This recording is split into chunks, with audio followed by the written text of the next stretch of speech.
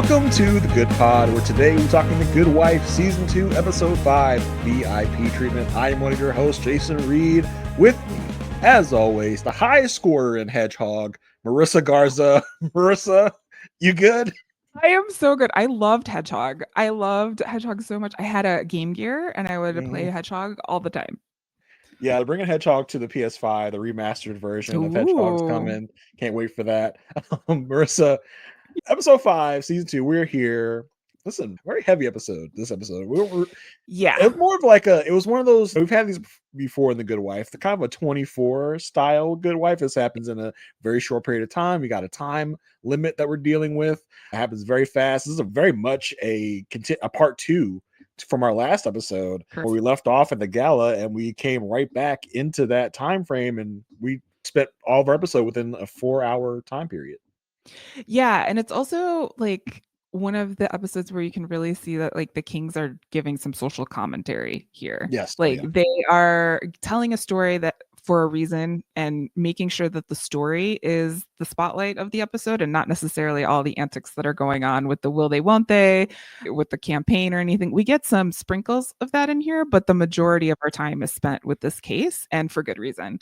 I do want to say we will dive into it, but if you're not, I don't know what is, I put out a content warning. This does talk about sexual assault. And if you're not in the best space to listen to that, we totally understand.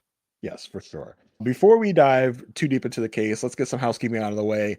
There are some easy and free ways for you to support this podcast. If you would like to do so, we would really appreciate it. No matter where you're watching or listening, there is a rating structure, a scale for you to rate how well you like this podcast. We would love it if you would give us 5 stars or whatever the top is. We would love that. We would also love if you would review our podcast. On Apple Podcasts, you can leave a whole written review. We really love when we get those. And if you leave us a 5-star review, we will read it on the podcast. If you're watching on YouTube, please give us a thumbs up down here somewhere.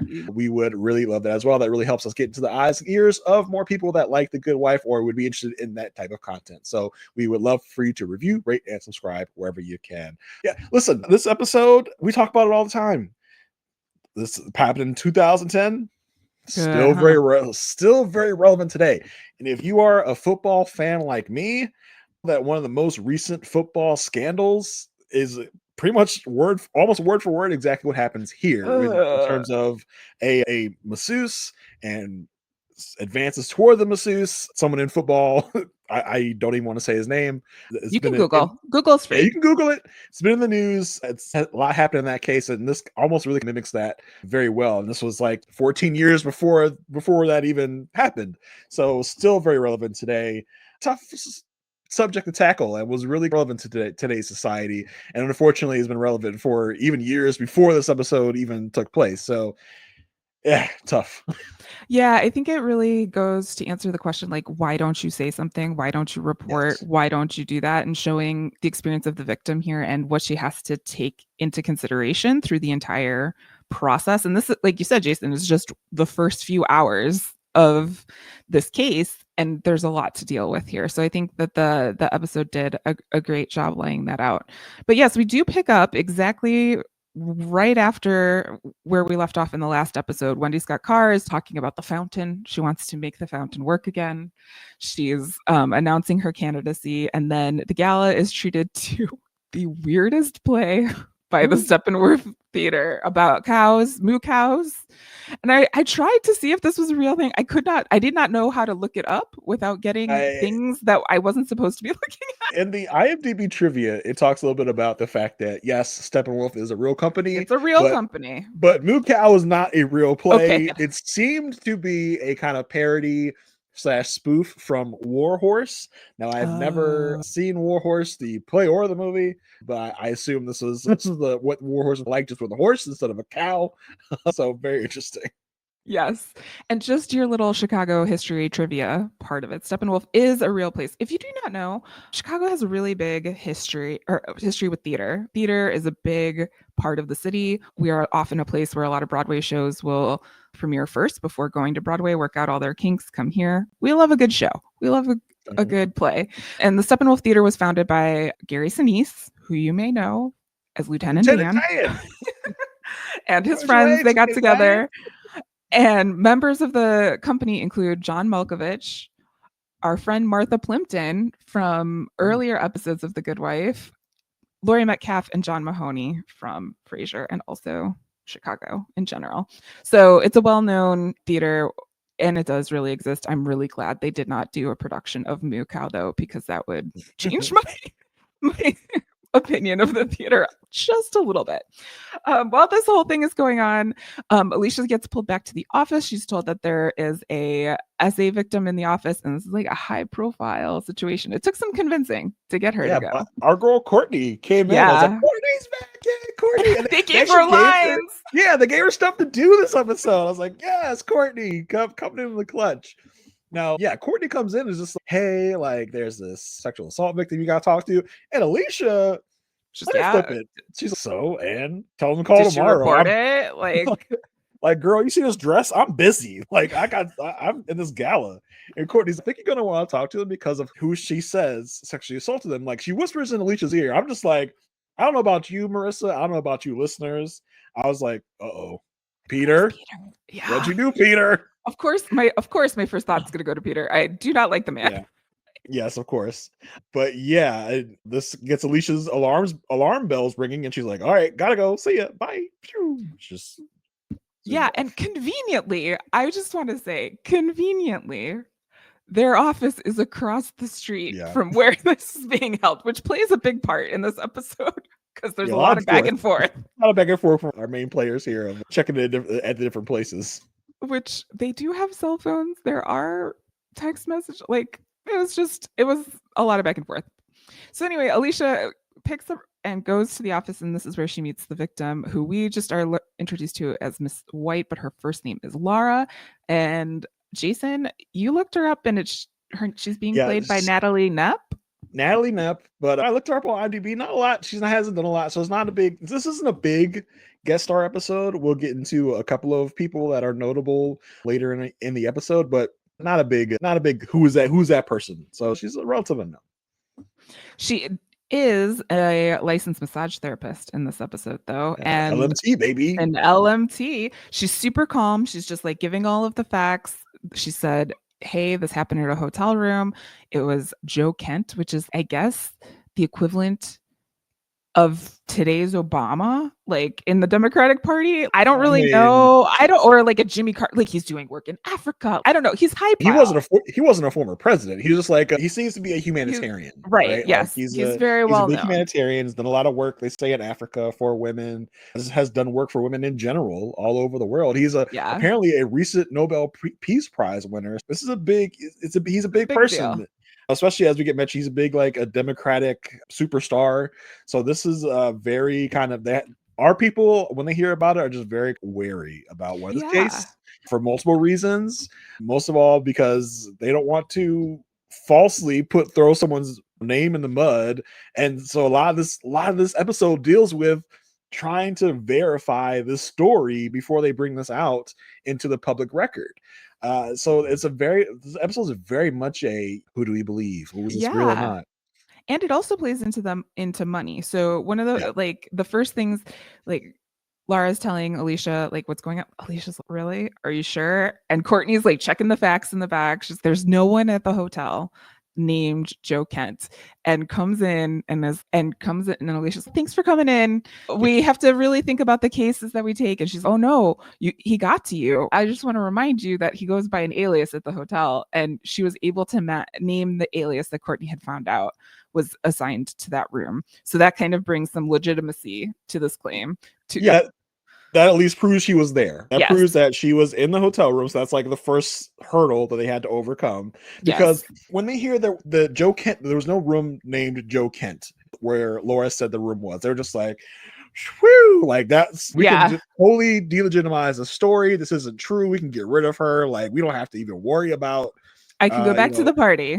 Yeah, it's so weird because this is 2010 to almost 2011 probably, where probably about 7 years before Me Too took off the way it took off. Of course, it was going on, but it was going on, but it didn't. Teens when Me Too really took off, but of course it was a thing in like 2006 when it technically started. And the way they go about this and treat this throughout the whole episode is just almost just like, we don't want to have to deal with this. Like if we don't have to, we don't want to deal with this. Well, yeah. and we don't want to believe her at first. Like, our characters are quote unquote heroes, just like, we want this to be false. We don't want to believe this. So if whatever way we can take the out, we'll take it. So Alicia's relieved that this is not in her hands at this moment.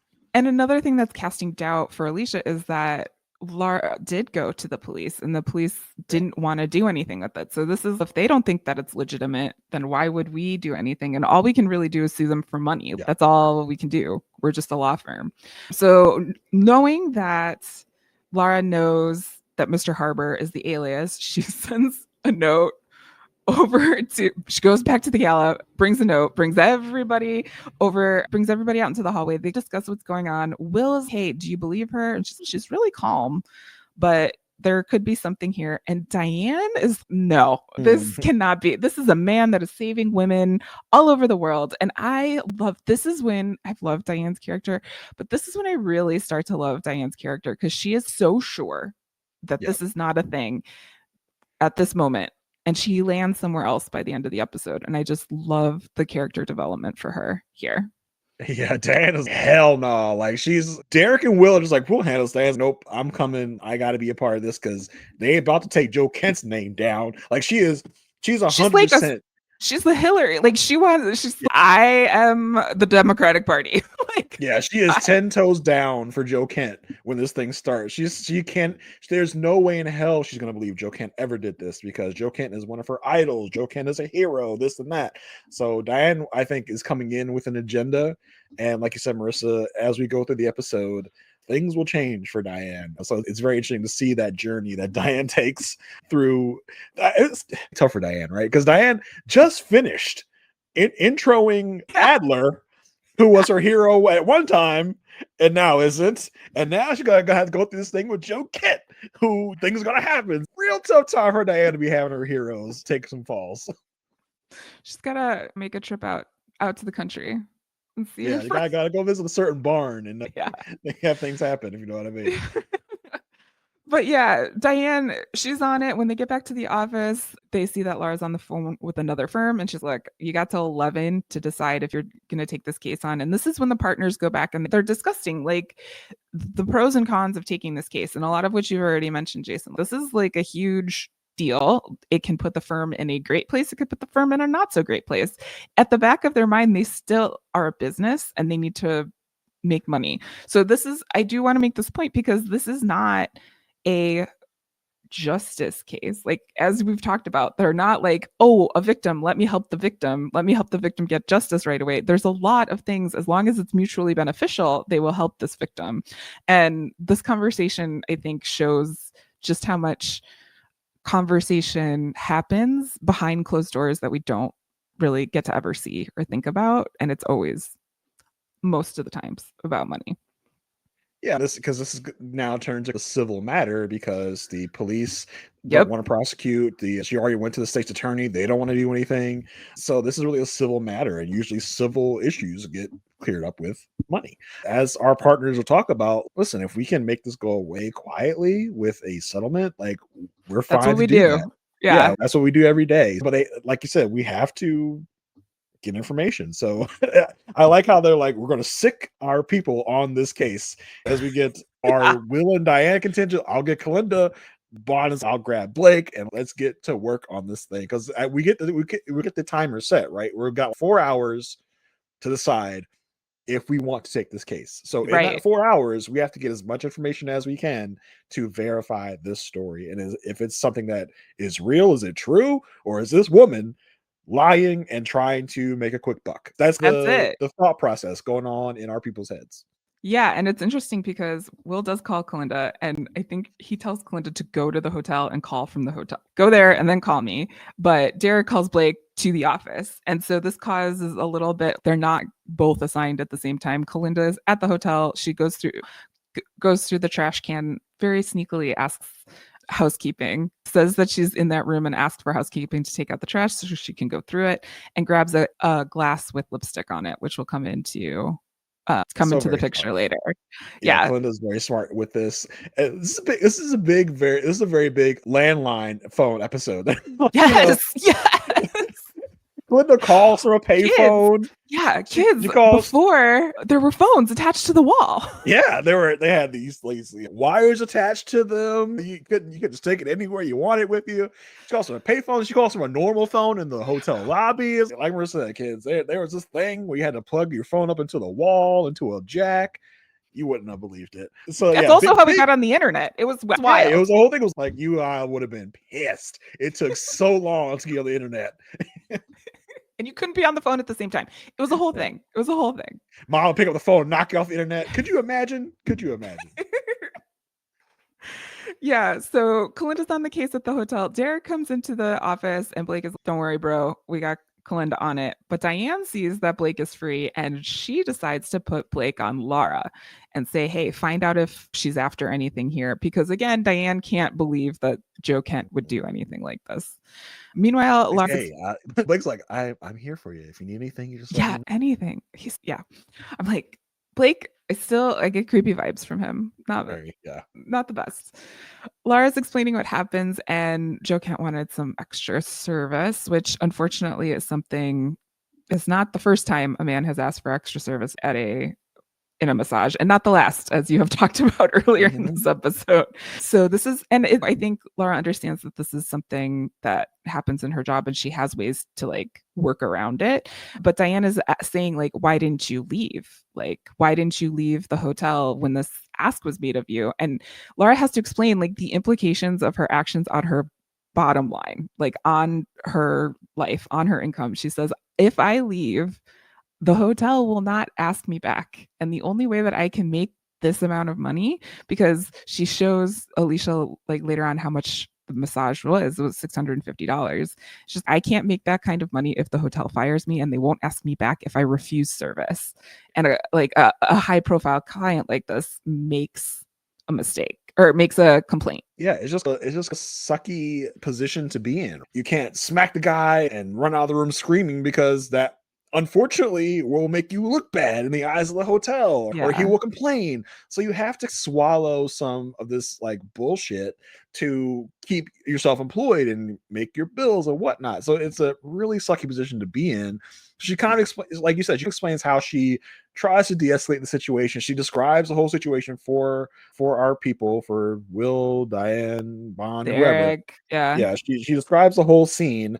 And as you said, Diane was like, so why didn't you leave then? It's the script of people that don't believe people. So why didn't you this? Why didn't you that? Yeah. How about, why didn't you do this to get out of the situation? And she does a good job to explain, I just was trying to get out of there with the least amount of damage possible to my reputation as with my life and with my reputation as a LMT, so I can keep getting hired, but not succumbing to this guy's wants and requests. Yeah. And Diane's, you're so calm, why aren't you crying? And I like Laura's response. I cried for a whole week after I flunked out of college or whatever, and I vowed never to cry again. And she's like, I'm sorry this didn't happen to someone that cries a lot. Yes. Thank you. Yeah, because Diane is sitting there going, don't take this the wrong way, but why didn't you leave? And Laura's like, I don't know how I could not take that the wrong way. And Diane's response is, this is just the first question in a long line of hard questions you're gonna get. She hides behind I'm doing you a favor by asking you this question, because later on. Yeah, exactly.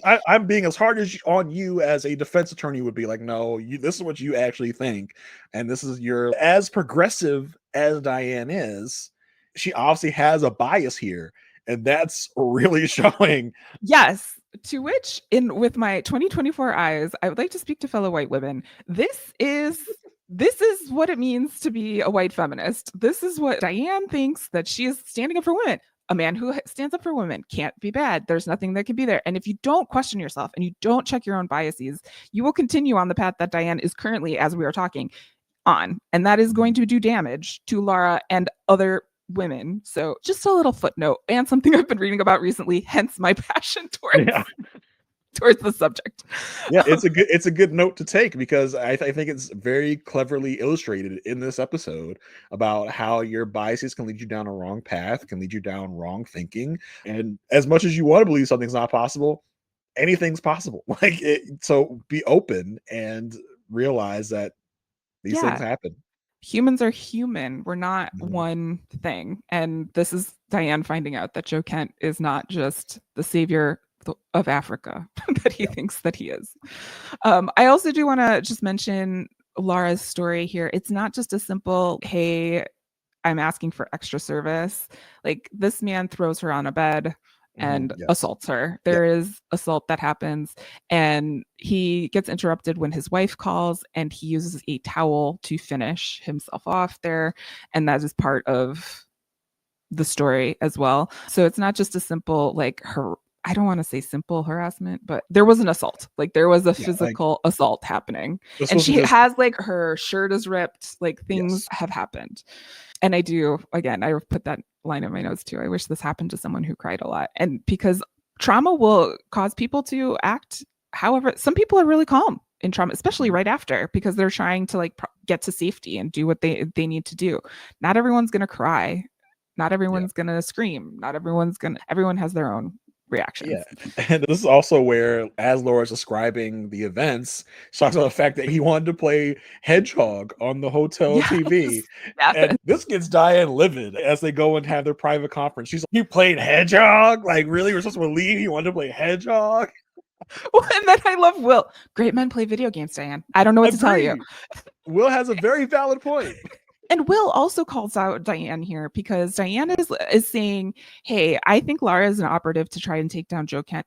And Will's like, hey, look, you can't have it both ways. This woman can't be an operative to take down someone, and then just the other week, somebody else was a victim that needed protecting and things like this. Like, you can't have it both ways. Yeah. And I think I was like, oh, Will is woke. Oh, look at that. Wokey Will. Is he woke, or is he just trying to, like, prove Diane probably trying? It's more about he's woke by competition. Like, he's not like, his motivation is through competition. I was this like a direct reference to the case we had last season? I think so. Yeah. So, like, he talks about, like, last year you wanted me to not question this woman because women are in shock and they act different ways. Damn. Yeah. She got you. He got you, Diane. As Diane just looks like, oh yeah, I did do that, didn't I? Like, so that was fantastic.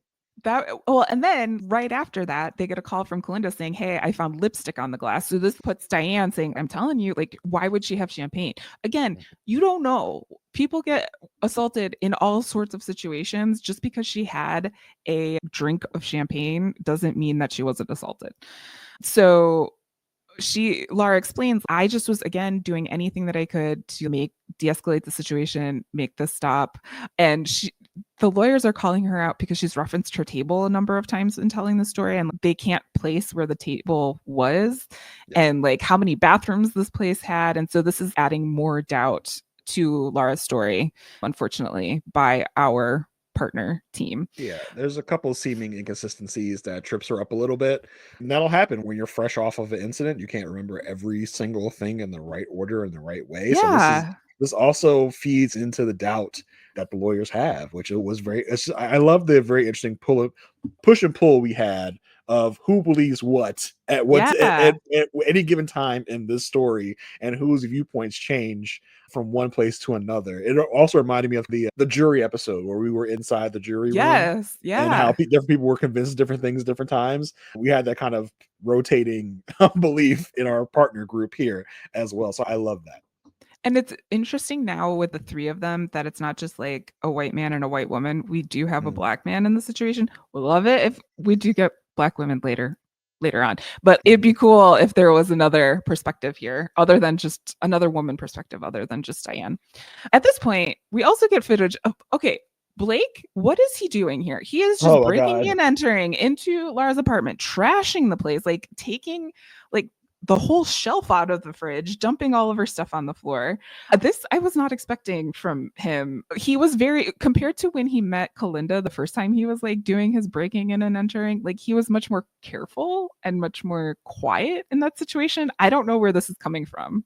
Yeah, he was very brute force. I'm not sure what the motive was behind this. It was like, at first I was thinking, is he trying to make this look like a break-in? What is he trying to do here? But he just seemed like he enjoyed making a mess. I don't know what this is supposed to be about. And he's like going through her mail, which you expect, and then going on her computer, which again, everyone, please password. This is like true for the entire episode. Password all of your stuff. Yeah. Do all of your things. But he finds out that she visited Joe Kent's website the day that she is accusing him. So this is like adding doubt into the situation. Now, I don't know why no one's thinking this woman went home and then went to go look up Joe Kent to see like how big of a deal he was and then maybe deciding like what to do with the situation. But the first guess is, oh, she looked him up, so therefore she must be after him. So Yeah, that was so weird. I said either she looked him up before the massage, like when she hears that she's gonna go massage Joe Kent, who is a VIP. I did the same damn thing. Who the hell is Joe Kent? Who is this person? Or afterwards, after it happened, who knows? But for them to be like, oh, we got her, like she was looking him up to blackmail him. I'm like, that's a weird thought to take. But of course, it's Diane's the one that said it's because Diane wants this to be untrue. She wants this to be false. yes, yeah. Meanwhile, Alicia and Laura are talking just about what the implications of bringing this forward is. And she's like, I'm going to have friends that are going to be like, he helps women. Aren't you on our side? Because if you're against Joe Kent, you're against all women, apparently. And this is really interesting because it shows how much Laura really had to think about what she was going to do. Because she says to Alicia right after this, I still have to decide if this is something I'm going to do. And Alicia's like, yeah, like we're investigating. She's like, no, like I have to decide if I'm going to show you this thing. And because it would be easier if we had evidence, right? Like this is this. So she goes into her bag and brings out the towel that was used. Where are you hiding this at? Like, you couldn't have mentioned this before. Like, you bringing all party tricks. Like, you perform like a magician. You got this magic bag where you had this towel. Would have been helpful if she had mentioned she had this before. I don't know why she felt like now was the time to bring this out, but okay. But yeah, she got the towel wrapped up in a plastic bag. Oh, like this. She was prepared. This changes a lot because if you had just mentioned this, we could have saved a little bit of time. Well, she's being tested. I think she's also thinking these people, do they believe me? Are these the right people? She has another call from another law office too. Does she bring this out? Who does she tell in this situation? And is this stuff like she had like this, you're at a poker game and you're like, you're doing this and I have this. Yes. Like, oh, yeah. Okay. Damn. Yeah. You got that. And after it comes out, like our people are just like looking at it as if it was a bomb. It's about to go off. Just like that. Yep. Is that what I think it is? Especially Diane. She's, I cannot believe this is what we are doing. I cannot believe this is our life. And she's still standing up for Joe Kent at this point, saying he pays for it either way. Like, this is going to hurt him either. It's just like, Diane, wake up. Open your eyes, girl. Yeah. And Will says, okay, Will and Derek agree that it's time to go approach Joe Kent and let Joe know, like, hey, this is something that we're looking into. Maybe we can settle it. Diane, you want to shake him down? No, we're gonna go and ask for a settlement like we do every other case. Diane, relax. Like, And then Diane calls Blake and finds out that she needs money, and her roommate is also an LMT, and the staff at the hotel is apparently reporting that like they want more. The customers want more. Like, this is a common request. Well, and they also report that both Laura and her roommate have done this before. This is the thing that they had to. This is from reports from someone else. This isn't confirmed. This is what Blake is hearing, that they will be willing to do this in the. Yes. Will goes and approaches Joe Kent's lawyer. Boy, this was something. This was a very weird sequence as we go through this. Did Joe Kent's lawyer have a name? Wilk Hobson was the lawyer's name. Wilk. W-I-L-K. W-I-L-K. Wilk and Will are having it out here. Because when I looked up the actor, and that's what his name was, and then also in the episode he does say his name is Wilk. The name is Wilk. But okay, we'll move past that. I don't know what that could be short for, but all right. Well, Wilk and Will, yeah, Will's like, yo, Wilk, this is what's going on. Like, we got this thing. And this puts Wilk on the defensive. Like, Wilk comes in hot. Wilk comes in very hot. Like, damn. Like, Joe Kent is an angel, and he hires people like me to be bastards for him. So that's what I'm going to do. And he stalks Will as Will is leaving, and is just like antagonizing him, provoking him to a point where Will has to hit back, apparently. Like, he's literally poking him in the back as Will is walking away, calling him like a leg breaker, or shaking him down as a scam. But the lawyer says, because Will's like, so you want to settle? Like, what are we gonna do? Says, you know what? All you have is a cheerleading bitch. She can't win. I'm like, what the Yeah. hell is going on with this guy? He's Yeah. following you. He's like, you stupid son of a bitch. He says, this is a scam. Joe Kent is a great man. I was like, why is he antagonizing him so much? And then, yeah, Will turns around and they get into a full-fledged fight. Like in this, like in a public arena. Yeah. Just out there. Fight. I was like, did I jump into another show? Like, is my Paramount Plus off? What is happening? How and like, where did this come from? Because this does not feel like The Good Wife, because I don't usually see full out fisticuffs on The Good Fight. It was like one fight scene in the contract and they had to get it out. That was Josh Charles. I'm really bored with this. I really want to be in a fight scene. I want to be in an action scene. Give me a fight. This is so weird. Okay, cool. He goes back to the office. He's got like a bruise on his cheek. Everyone's, oh my gosh. Bloody. Yeah. Don't get in a fight with Will. Don't anger Will. But Will at this point is like, this doesn't seem right. Like this, there's that was weird, right? Something's off with this guy. This is weird. This is weird. So they asked Kalinda to look into Joe Kent's history to see if this has happened in any other hotels that he's been at and see if there's a pattern. This is a moment where like Diane is starting to see the light. Diane's like, all right, listen, let's see if any of this happened anywhere else. And because Will at this point wants to back down. Will wants to back down now. Yeah, because he got beat up. He's like, he was so pro taking this. Derek wants to take it now because after he didn't want to take it, and Diane is like, yeah, let's look into it some more because this is smelling fishy. This is smelling weird.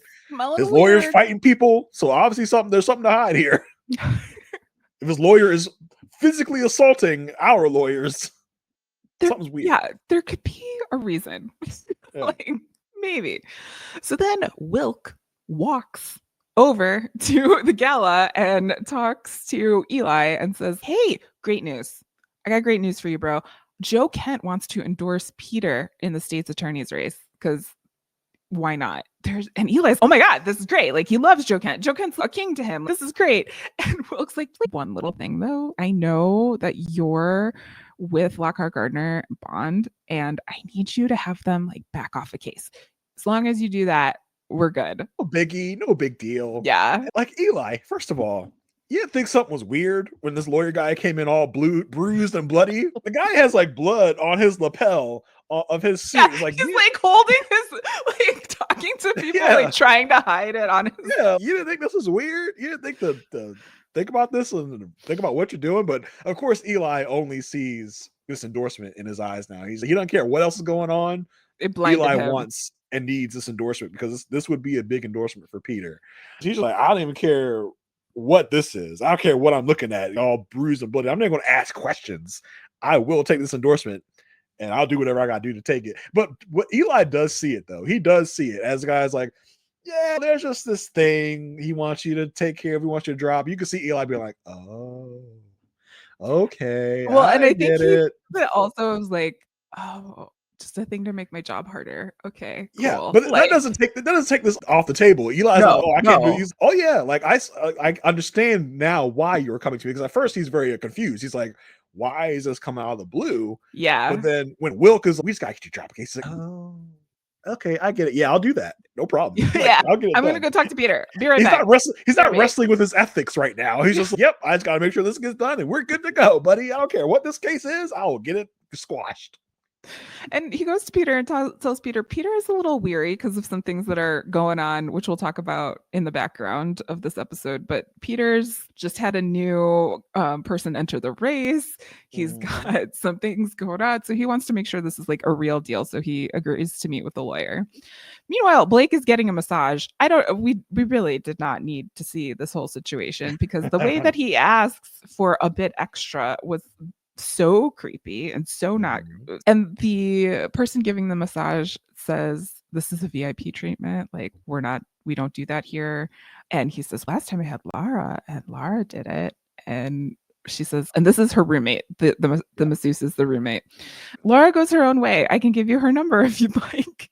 And everyone's, your roommate said that you did it. You do this. So You must be lying to us. And she's, no, I'm trying to explain to you that if my reputation goes down, I will not get jobs and she will get more jobs. So therefore, this is part of the equation. This is part of what's going on.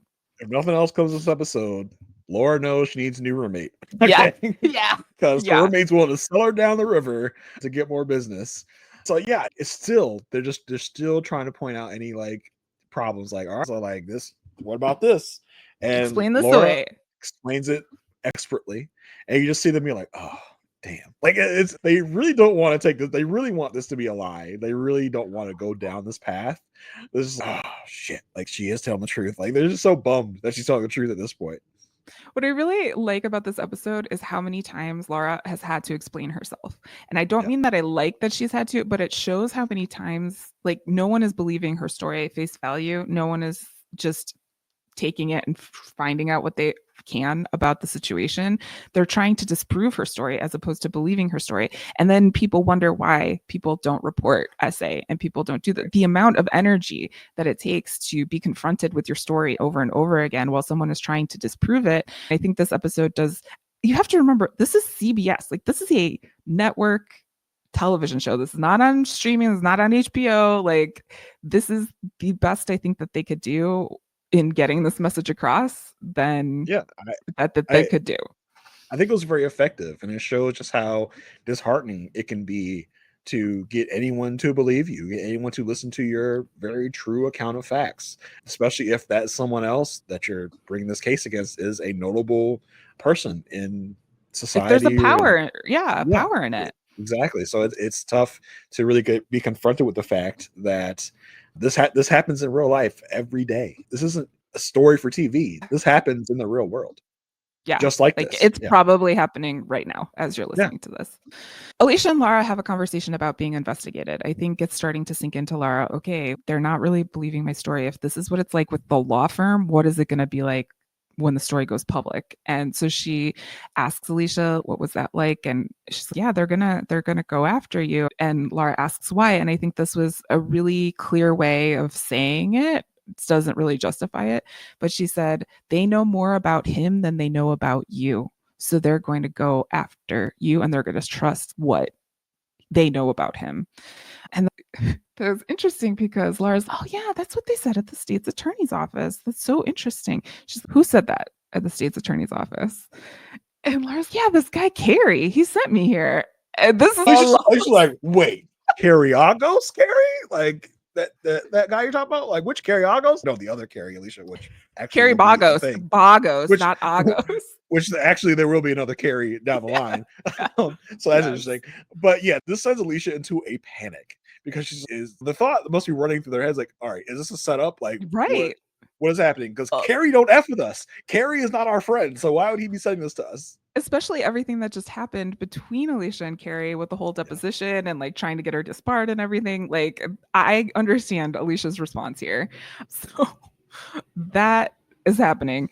Meanwhile, at the gala, Peter is meeting with Wilk, Kent's lawyer, and Kent's lawyer is so... I'm glad Will punched him in the face. Yeah.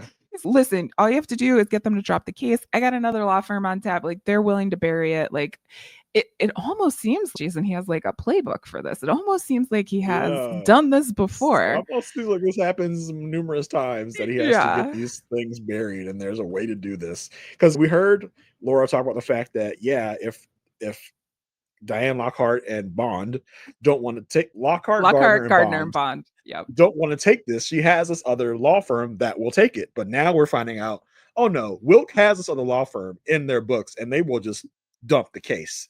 So now we're knowing if our people don't take it, it's not going to be taken. This isn't going to be a thing. So yeah, he's doing his whole like snake oil salesman thing to Peter. Yeah, all you got to do is take. And Peter, listen, Marissa, I'm very curious. I'm very curious to see how you feel about Peter after this exchange. Okay, Peter's go ahead. I think I have 5. No, for the whole series, I'll give 5 good job Peter tokens. Okay, and this is one of the 5. You just want to have 5. I want to see if I can do it. I want to see if I'm going to need more. I think you'll probably give more, but right now you want to set it at 5. We're going to start at 5. He gets So you a good reserve the right job. to give extra tokens if need be. Yes, yeah. And maybe we'll call him Okay. gold stars. He gets a gold star for this. Okay, this is a gold His star episode for Peter. yeah, In a couple different ways, as we'll talk about later. But yeah, because Peter sees this for what it is. yeah, and And he's. I hope my wife rips your guy apart, and I know she's going to do the right thing no matter what. And he walks away and says, "No go. This is not happening." Mhm. And I was like, "Oh, okay, all right, Peter. Will this Peter stay around for more than one episode? I don't know. I can't Listen, I remember. mean, it's not as Probably if not. it's not an on and off switch of like good Peter, bad Peter. True. Peter has a lot of faults, but he still has some goodness in him, and we will It's see true. that goodness come out in different Gold ways stars. throughout the series, notated by your gold stars. But this is one of those gold star moments where, it's number one, it's about Peter. Yeah, whether or not he actually wants this SA case to go or wants this woman to get justice. I think a part of it is also like Peter don't want to get played. That's the thing. That's the motivation for him, for sure. Yeah. And he also sees this as an opportunity to back his wife. Like this, right. And that will also is advantageous for him. So as much as they give him a gold star, let's look at how much Peter gains from the situation. Now you're taking gold star away. It's like I'm not taking it away. But I'm just saying he's not here for him to show off this. Right, exactly. Yes. So she might not even know he did this for her. Like he might, will he go back later and be like, the attorney for Joe Wilk Ken Wilk wanted me to take an endorsement, but I said, no way, my wife's going to tear you guys apart. Will he do that later? Maybe he will. But right now, he's number one, doing away with this deal because for one, he doesn't want to get played because he feels like he's being played right now. Number two, he may see this as a legitimate case since Wilk wants to get this stashed away. He might be like, no, I'm not going to support that. And number three, he does want to see his wife. I guess in his mind, if this is serious to his wife, this is obviously a serious thing. Yeah. He's not going to go against what his wife is going to do. Deserved gold star. So that's one gold star off the board. You have four more for the whole series. Yeah, for the saying. I'll probably need more, but I'm just gonna like challenge myself. See what I can do. Are you going to be very like specific in your gold star giving? Are you maybe if I think he needs a gold star, you'd be like, nah, I only got four more of these bad boys. I mean, it will be. Yeah, I'll have to really think about it. Seeing as I gave this one away so easily. But yeah. I feel like this whole episode was a gold star worthy episode for Peter. I felt like he did the right thing in different situations in this episode, so I think this was a worthy gold star moment. Yeah, I could see some growth in some areas. Peter, we're still watching you, Peter. We're still watching you. I got my eyes on you. Then we see Carrie. He's just chatting away with people. He's doing his thing. Telling a story. Oh, you won't believe what I did to this guy. Like how I screwed him over. And then it's like the Avengers arrived or something because Alicia, Will, Diane, and Bond come back across the street and confront Carrie. What's up with you? What'd you do? Why'd you do this? Why'd you do this? Why? And he's because I wanted justice and I knew you would help her. And Alicia's like, I'm supposed to believe you just want to help us. This is Carrie. Look at him with squinted eyes like, why don't I believe you? I feel like why you want to do something good for someone? Like, you sure that's what you want to do, Carrie? Listen, y'all fired me. First of all, not some monster. Like he starts the conversation off with, because this is the first time he's meeting Derek. Oh yeah, I hear they're going through some mergers over there. Like he's still got his little dig. Yeah. It's Derek. I'm sorry that I just missed your time with us. It's like, all right, bro, whatever. That's such like a corporate thing to say. And Carrie does this whole thing of I thought Childs did the bad thing by doing the case, and I wanted her to get justice. And all our people are just like, yeah, sure, justice, sure. What is your real motive? And I'm on Carrie's side here. Listen, y'all fired me. I didn't quit. I didn't leave y'all. Y'all fired me. I went and got another job, and now y'all now just been trying to do my job. Have I been trying to get y'all in trouble throughout the way? Sure, yeah, I did that, but it doesn't mean I don't want justice for SA victim. I'm not this terrible person. It's just so funny. As like swarmy, and as swarmy and sleazy as sometimes he can be, his morals have always been really crystal clear. He has always been wanting justice one way or another. He can convince himself that what he's doing at the state's attorney's office is justice, but Yeah. he's very in the middle of all of that. But also, if he can screw over He's going to take Diane and advantage of it. Alicia, Yeah. he'll do Oh, it. yeah. I think in this moment, Does it like with frivolous things. He's not going to do it with someone's life. Like he Right. did that with the whole affidavit or like the leak on Childs. That's fodder for him to use to get like ahead on something. He's not going to use this woman's life to do that if he believes. Yeah, his ethics here and his motivations are on point. He knew that Alicia would do what Alicia does and really take this case on in a serious way. So his motivations are pure in this case, right? We're not going to case. It's not a Peter situation. Like, so he can't, it's not an on-off switch. He still has goodness in him. And this is one of those moments where I think the show wants to also keep us in a mind space of Carrie can still be good. Carrie can be redeemable. Yeah. So don't totally give up on Carrie yet. He's not a total villain in our world. He is a kind of a villain right now, but he's not irredeemable. Yeah. He made his heel turn, but he can make another one. Yeah, he can go back. At this point, everyone else leaves to go back to the gala, but Will stays around to dance with Tammy, who we will talk about later. But this is something that Alicia notices on her way out. Yeah. Kent, at this point, sends out an email to the world saying, hey, everybody, I endorse Peter for state's attorney.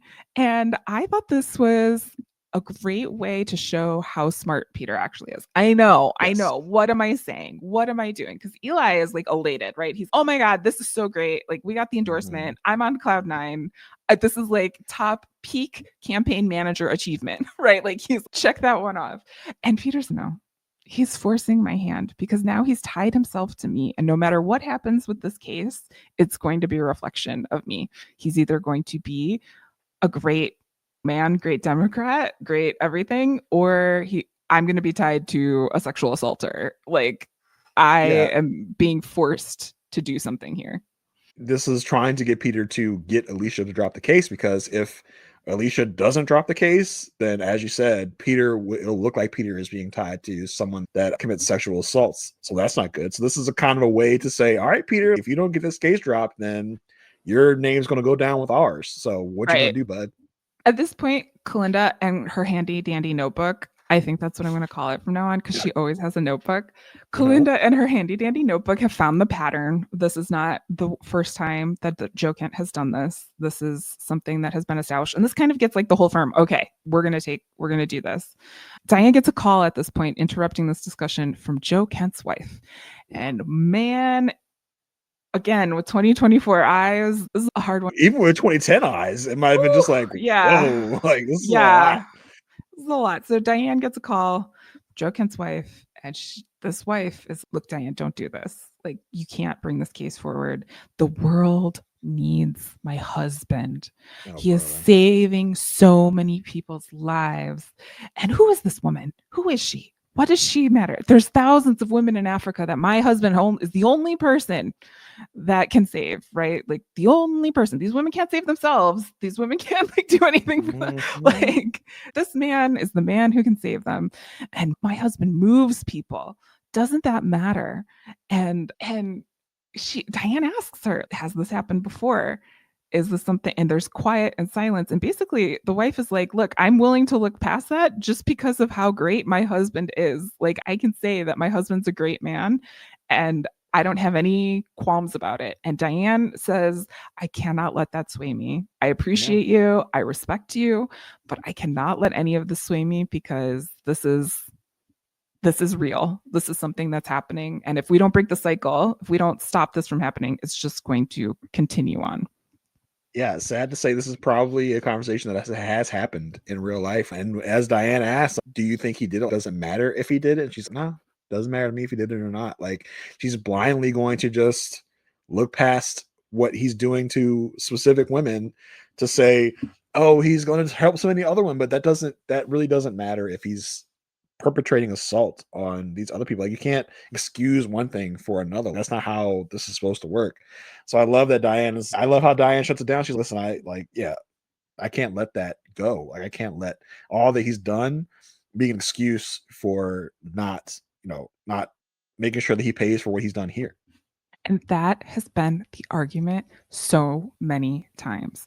But he contributes so much to society. He makes such great art. He does all of these things. So he can have these moments where he's not nice to women. He can do all of these. Like, how many men have gotten this pass? And this is Diane saying, this is a larger issue. It's not just a Joe Kent versus the world thing. This is a systematic, a generational trauma type thing that I am going to do my part to try and stop. It's even crazier when it's like, when we think about real life, how is we let actors get away with this stuff because they gave me some chuckles. I'm supposed to just let them have unchecked or comedians power to or comedians, just to let them have unchecked access to doing terrible things to people because I laughed at a joke they said multiple times. That's crazy to me. Yeah. It just is. And so this is more of a broader scale than that, but it's the same kind of process, right? Like, we can't, even though this person's helped many people, we cannot let them get away with these kind of crimes because of that. Yeah. And I think it again shows like what it took for Diane to get to this point. Mm-hmm. She wasn't here from the beginning. There was a lot of investigation, a lot of things that had to happen for her to get to the point where she could say this to Joe Kent's wife. And that means that it's a journey, people, but you can get there. You can get there. I do love when she goes, when Alicia walks in and is, hey, we're coming up on the clock. What are we doing? And Will's like, Diane doesn't have heroes anymore, but we're going to take the case. I like how Diane's goal is not to have heroes, and Will's like, I thought the goal was to die with the most money. Nice. I love the banter here. I thought we could have done a little more with Derek. Derek was just there most of the episode, but the interplay between Diane and Will this episode was again really good. P.S. by the way, also side tangent, Michael Ealy showed up at the Gladiator 2 premiere with Denzel Washington. With Denzel. Yeah. Too. Yeah. And Denzel's like, Michael Ealy's my favorite actor. Like, yeah, because he was like, okay, this is like a crazy thing, right? Denzel is on the red carpet and he's talking to Derek Fisher, who he did, I forgot what that movie was called with. He was talking to David Oyelowo, who was like another famous black actor, and then Michael Ealy comes up and joins the party. It's like such a crazy clip that's out there for y'all to find. I can't believe we watched the same clip in the same week. I don't know. That's just weird to me. But yeah, it was so good. But it was good. Going back to the show. Anyway, at this point, like, Alicia is coming back from the conversation with the partners. She got the news, hey, we're going to take the case. She goes to tell Laura's on her way out, and she chases Alicia, or chases also, Laura. Important to note, she left the bag with the towel. She did. On the table. Like, she just has totally walked away from the whole thing. Is getting ready to dip out. Yeah, I'm done. This is. And she's like, no, we found other masseuses that did this. We have a larger case here. And Laura asks, again, such heartbreaking questions that these have to come into account in the situation. She said, will the press investigate me? And Alicia's, yeah. And Laura says, they're going to find stuff. I have family that have done stuff. I really don't see how this can work out for me. So I'm not going to pursue this like at all. I'm walking away from it. And the case dies there because of the impact it would have had on her life. And even though, and she basically says, if you find another masseuse, that person can do it. Like, I'm not going to do it. The other person can. It's incredibly poignant because it shows you just the burden on the victim, because she tells Alicia, listen, people don't want to believe this about him. Like, I don't even want to believe this about him. And I know he did it. He did it to me. So what lengths are they going to go to try and discredit me, to really try and bury me under things? And listen, she's just talking about, I got stuff. I got my parents, my sister, they got stuff. Listen, most people have stuff that they don't want to be dragged out into the public consciousness. Everybody got stuff. You got stuff. I got stuff. People listening to this got stuff. Yeah. It may not be criminal stuff, but it might just be embarrassing stuff. Yeah. Stuff. And she doesn't want her stuff to be brought out and to be shown to the world. And it takes an incredibly strong person to have to deal with that stuff, to be willing to subject themselves to media, to press, and to the things that they will do to try and discredit them, to try and show them in a not great light. And like I said, takes a strong person to stand up to that. Not that these victims that don't go through with it aren't strong. It's just they know that's a life that is very tough to lead once they go down that path. Yes. Yeah. And I do want to mention currently there's a case in France. The woman's last name is Pelicot, I think. I am not French. I do not know how to say it. But she's a rape victim who has been attending the trial of her rapist who is her husband. And she has said the shame has to die should not be put on the victims. I'm going here proudly. And she was asked, why are you keeping your last name if this is something that was done to you by your husband? And she said, I have kids and I have grandkids with that name and I want them to be proud. And so I'm going to show up and I'm going to go. That is the kind of strength it takes to go through with something like this. And you are not a bad person if you do not have that strength. Everyone has different capacities for that and at different times. I don't know if this woman could do this 20 years ago, but she could do it now. And and that's what matters, is that you can do what you can do when you can do it. We're not doing it all the time. I can't be strong all the time, but I can be strong when I am strong. And so that Lara just wasn't in a place where she could be strong in that situation. And I don't even know if strong is the right word, but she had the capacity to deal with everything that was going on. She needed money. She had all this stuff. Circumstances. Thank you. Play into that. There were a couple of other things going on in this episode that I do want to make sure we talk about.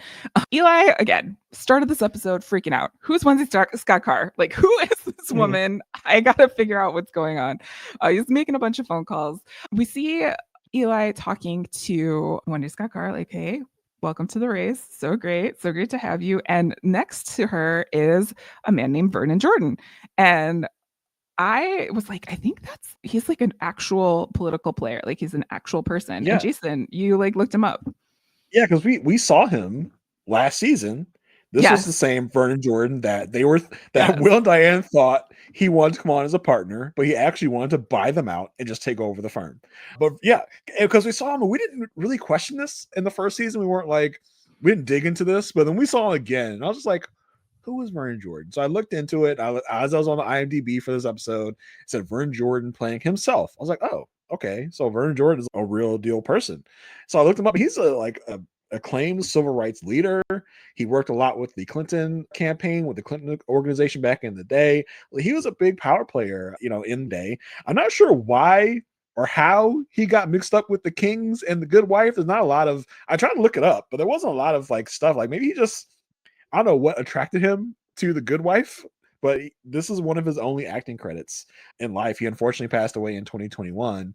But yeah, he's a real person, a real guy. So I looked him up, and he's a big civil rights activist, civil rights leader. I guess this is also probably why he's attracted to the Wendy Scott-Carr of it all, because Eli's, hey, you're going to meet with Peter later. And Vernon's, oh, that was supposed to be this week? Maybe not anymore. So that was a very interesting, lovely cameo from Vernon Jordan, who unfortunately I didn't know who he was, but proud to say that I do know who he is now. Yeah. And it was the whole, my people call your people. And Eli knows exactly what that means. He's okay. And he's freaking out about endorsements at this point. He's just okay, Peter, let's go talk to the trip. Let's go work the room. We got to talk to all these people. Wendy and Peter have a conversation where Wendy is so chill. And so she's just I've respected you from afar. She's saying everything, but she's saying it in such a pleasing tone.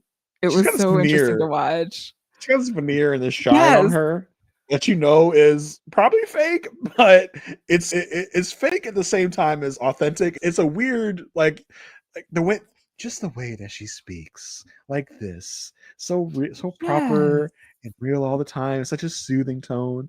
She can definitely do some ASMR. It lulls you into this. I know this is probably all an act. This is a really good act. I like what she's putting on. It's really good.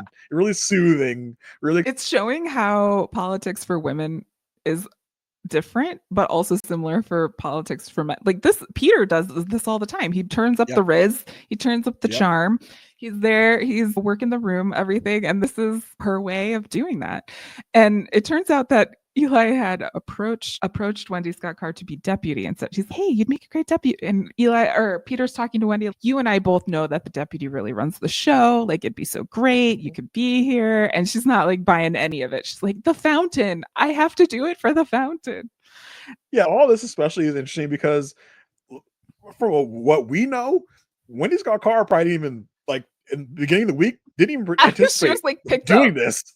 Yeah, she was like literally handed this to her in the last 24 hours because, as from last episode, Diane pretty much shook down Adler on behalf of Eli to get her to drop out of the race. And so Adler picked Wendy Scott-Carr to run in her place probably less than 24 hours ago. It just shows you how polished Wendy Scott-Carr is, that she's even able to do this. And we saw glimmers of that in the courtroom. What you're seeing is no reaction. Yeah. And we saw like, her we saw her in the deposition a few episodes ago where we were preparing our witness for a aggressive thing from the state's attorney, and Wendy Scott-Carr comes in and just charms the pants off everybody. Totally switches up from what we were expecting. So Wendy Scott-Carr is a player here. And as I mentioned when we first met her, I was like, I totally just forgot she was even a part of this. And for her now to even be a bigger part, it's just like, how did I forget this happened? Like, how did I just not remember that this was a thing? But yeah, she's really holding her own with Peter. She's like, yeah, I appreciate Eli's patronage that he offered me, but I'm looking forward to doing battle with you, Peter. Yeah. Oh, all right, cool. Yeah, Peter's got his work cut out for him. Peter tells Eli, listen, I hate a failed backroom deal, which is like, what this was supposed to be. Yeah, because Eli thinks he's got this in hand. He's cool, we got this. And this is what pushes him to talk to Wilk earlier, because this had fallen apart. He's like, look, I don't trust you, Eli. I'm gonna make sure this is a real deal before things go forward. Things are a little interesting on the campaign front. Other things we learned at the gala is who Tammy is, and we learned about Will and Tammy, and there was a little bit of Peter in the situation as well. But we find out that Will was in love with Tammy's sister before college. And then he came home from college and he said, I was in love with someone else. And so it's over. I wonder who that person could be. And I know you for the love of Pete, get me my freaking prequel. Because I keep teasing this stuff, right? There's Will fell in love at college. I wonder who that could be. Who went to college with Will? It's Alicia. And Will shoots a look to Alicia where she says, like, my God, that's crazy. Because Alicia's hearing all this. She's in love. Really? But then freaking prequel, Kings. I know you're listening. Give me my prequel. At the very least, contact me with some storylines and plots. Like, what would have happened if you had us a prequel? Do you think there's a Good Wife fan fiction community that has written this story? Oh my God. I'm gonna look into. Go find it, but tread lightly. I'm gonna start one. Okay. Y'all aren't gonna believe who I'm gonna have hooking up with who. Okay, there's gonna be some surprises. You have trained for this. Yeah, I'm in on. There's gonna be some relationships y'all didn't see coming. Will, Diane, I'm looking at you. Wait for it. Peter, Diane, maybe Diane and anybody. It's happening. I will read all of it. Maybe it could be a side community of the pod. Special edition podcast. We will read the story, read the script. We'll do it. We'll act it out. We'll do a table read of the situation. Yeah. Listen, we could probably get one of the Good Wife people to come on and read a part, right? we get Christine Baranski on the phone. Oh my God. Baranski, ready for you. If this is something you would like, though, let us know, peeps. We'll actually do it. We'll do it. But then, okay, so of it all. Hey, I'm in love with your sister, but I came home, I was in love with someone else, and then I broke your sister's heart. But now I want to date you? Like what, like 20 years later? Yeah. Like how long this was later? So weird. At this point in this storyline, at least, Alicia's like over at the law firm talking to Lara, getting story everything. And Peter finds Alicia's phone in her purse and decides to call Alicia on a landline. Yeah, big landline app. And it's 2010, right? Oh, I left my phone in my purse. 2024, we can't get our phones out of our hands. Like you would never have left your phone somewhere else where you weren't, like voluntarily. You would have had that thing in your hand, wherever. In your bra, wherever you got to biometric, like face open or fingerprint or some sort of, there would be some sort of way where Peter could not have made this phone call. Like, Mhm. but he calls her, oh, I got your phone, blah, blah, blah. And I knew, I was like, oh my God, this phone is in Peter's hands. This is not good. Abort. While this is happening, he's looking at the phone. He's asking Tammy about Will, because I think he can, like, he's putting some things together. And Tammy's like, I like him when he's fun, not when he's all mushy and in love, like right now. Peter's, oh, Peter got hoping it. against hope. Yeah, Peter hoping against hope. He's like in love with you. It's just, oh no, not with me. Peter, his mind's working. It's like gears are turning. He's oh crap. Like I know who.